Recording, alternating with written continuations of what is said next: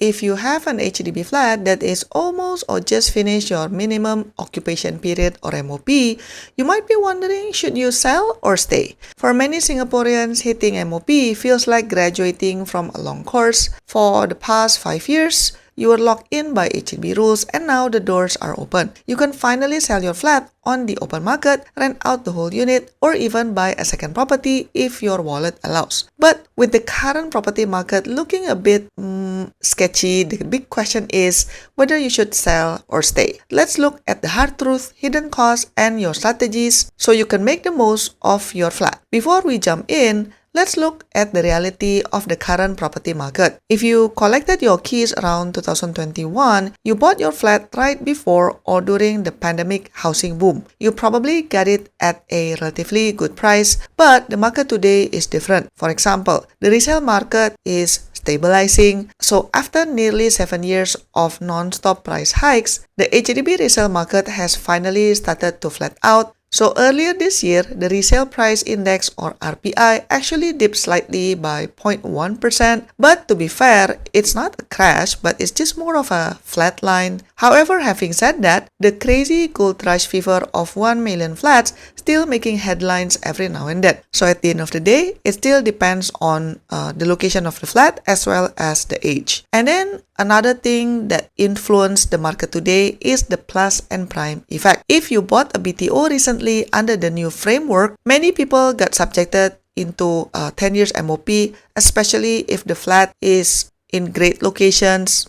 But because you own an older flat that reaches MOP this year, you are still under the old system. Meaning for most of you, you only receive a 5-year MOP. And this makes your 5-year MOP flat highly valuable as there are no tight subsidy clawbacks or income ceilings for your future buyers. Another thing to consider is interest rates. So mortgage interest rates have eased up. If we compare it with, let's say, 2023 or 2024, we are now seeing fixed home loan rates in a more acceptable rate. This makes upgrading to a bigger place feel a lot less painful on your monthly cash flow. So what are your options? Option number 1 would be to sell and upgrade, which is the asset progression path. This is the most common move for young couples. You sell your newly MOP flat and use the profit to level up to a bigger HDB, an executive condo or EC, or a private condo. Why it makes sense? Well,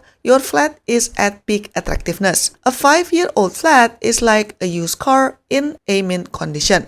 Buyers love it because there is still about 94 years left on the lease, meaning no restrictions on their CPF usage or loan amounts.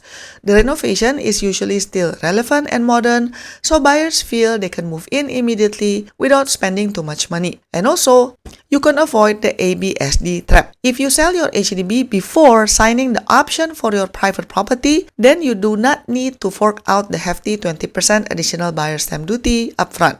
This saves you from having to temporarily lock up hundreds of thousands of dollars while waiting for a tax remission. But then on the other hand, let's do a reality check. The biggest mistake people make is looking only at their selling price. You need to look at your buying price too. If you sell high, you are also buying high. Let's say if you sell your 4-room flat in Punggol for $600,000, but resale 5-room flat in Ang Mo Kio costs you, let's say, $850,000, or a 3-bedroom private condo costs $1.8 million, then your profit is instantly swallowed up. You might end up taking a much larger loan, lengthening your debt runway just as you enter your mid-30s or 40s. And then you have the second option, which is to stay and rent out, and let me call this the passive income path. Maybe you genuinely love your current place. Your neighbors don't blast music at 2 a.m., the downstairs mixed rice uncle gives you extra meat, and the MRT station is just a 5-minute sheltered walk. So why move? So instead of selling, you could move out, maybe back with your family, or maybe you rent out a different place and you can rent out your entire HDB flat. Why this makes sense? Well, you can have a steady cash flow. While rental demand has normalized from the crazy peaks of 2023, rental rates in Singapore remain resilient due to strong demand from expats and long-term residents. The rental income can comfortably cover your monthly mortgage, leaving you with extra cash pocket money every month. And then you are also keeping a safe asset. So HDB flats are highly stable in general. By keeping it, you retain a reliable asset that acts as a safety net while you explore other investment options. But on the other hand, if your plan is to keep your HDB flat and buy a private condo to live in, then you are entering a dangerous territory for the second property ABSD. As a Singapore citizen buying a second residential property, the ABSD is a flat 20%. For permanent residents, it's even higher. The ABSD must be paid in cash or CPF within 14 days of exercising the option to purchase or OTP. For most average households, tying up this much liquid capital simply doesn't make sense. Or you have the third option, which is just to stay and chill, which is the most conservative path. There is absolutely zero shame in doing nothing and keeping the flat. If your household income is comfortable, your mortgage is low, and your current home fits your family size and style, staying put is a highly underrated financial strategy. Why this makes sense? Well, you essentially can build your cash reserves. By keeping your housing liabilities low, you can maximize your cash savings and invest in other investment instruments. So you're not necessarily house poor. And then you can also have some peace of mind. You don't have to deal with the stress of moving, dealing with property agents, or committing to a brand new loan cycle. But then on the other hand, the reality is if you stay way too long, let's say 15 to 20 years, the reality is your flat will begin to age. While a 5-year-old flat sells at a premium, a 25-year-old flat faces steeper competition from newer BTOs in the area. The capital appreciation of an HDB flat usually flattens out after the initial MOP bloom. If you stay forever, view your home purely as a place to live and no longer as an investment engine. So what should you do when you hit your MOP? If your MOP date is coming up or just passed, do not rush into making a decision based on what your friends or relatives are doing. Instead, my suggestion would be to do the following steps. Number 1, check your official expiry date. Do not guess your MOP date based on when you collected your keys.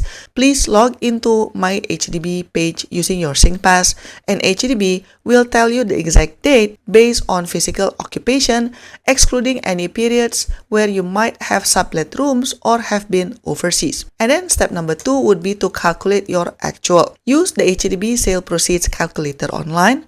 Plug in your estimated selling price based on recent transactions in your block, subtract your outstanding bank or HDB loan, and your CPF principal use, also your CPF accrued interest. The final number is the actual cash you will receive. Step number 3 would be to apply your HDB flat eligibility letter, which is valid for 9 months. If you decide that you want to purchase another HDB or a new executive condo, apply your HFE letter early. It consolidates your eligibility for flat purchase, housing grants, and HDB loan amounts. Because without this, you cannot legally sign an option to purchase or OTP. If later on you decide not to buy anything yet, it's actually okay. Then you can just let the HFE letter expire. And then if your heart is set to buy a private condo, then you need to do step number 4, which is to get a private bank in principal approval or IPA. Do not guess your borrowing power. Please speak to a mortgage broker or bank to get an IPA. This tells you exactly how much a bank will loan you based on the current total debt servicing ratio or TDSR framework, which will protect you from forfeiting your booking fees. So in summary, whether you sell or stay your newly MOP flat, it all depends on your personal situation. If let's say you are a young couple and you want to grow your wealth via property, then you can sell and upgrade. But if you love your flat's location and have alternative housing options and want passive income, then you can just keep the HDB flat and just rent out the whole flat. Or if let's say you want to be more conservative or have limited household income and currently happy with the current space, then you can just stay and chill. At the end of the day, do not let fear of missing out drive your property decisions. Upgrading your lifestyle is great, but ensuring you have enough financial breathing room to enjoy your life is far more important. Now, if you want to know how the new Prime and Plus classification might make the resale price crazier in the future, please check out my other video exclusive for members only. Thank you so much for watching, and I'll see you in my next video. Bye bye. To support my work, you can give a one-time tip by pressing the thanks button, pick the amount that you want, and click buy and send. Or you can also press the join button for exclusive contents and monthly membership. Your support means a lot to keep us independent. Thanks for watching, and I'll see you in my next video. Bye bye.